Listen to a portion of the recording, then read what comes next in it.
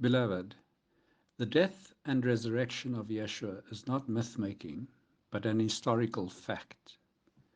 Logically, and in order for Yeshua to be resurrected, he had to first die. There can be no victory over death without dying. What follows are some brief considerations. Firstly, how do we know that Yeshua died?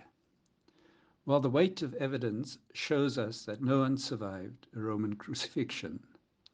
In fact, the Journal of American Medical Association published a peer-reviewed scientific medical study examining the conditions of the death of Jesus, which said, clearly the weight of evidence indicates that Jesus was dead even before the wound on his side was inflicted.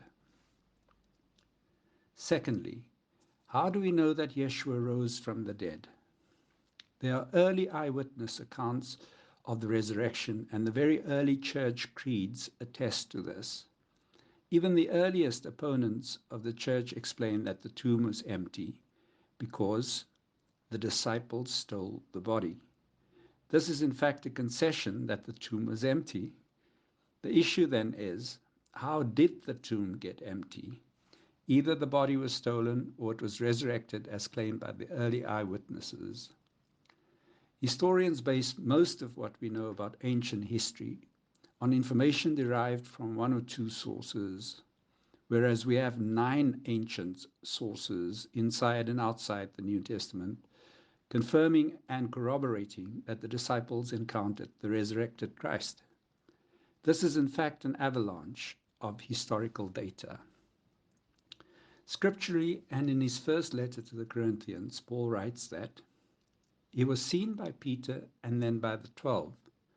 After that, he was seen by more than 500 of his followers at one time, most of whom are still alive, though some have died.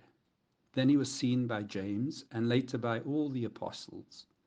Christ has been raised from the dead. He is the first of a great harvest of all who died.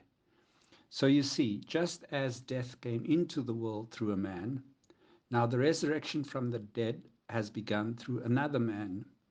Just as everyone dies because we all belong to Adam, everyone who belongs to Christ will be given new life. But there is an order to this resurrection. Christ was raised as the first of the harvest. Then all belong to Christ will be raised when he comes back.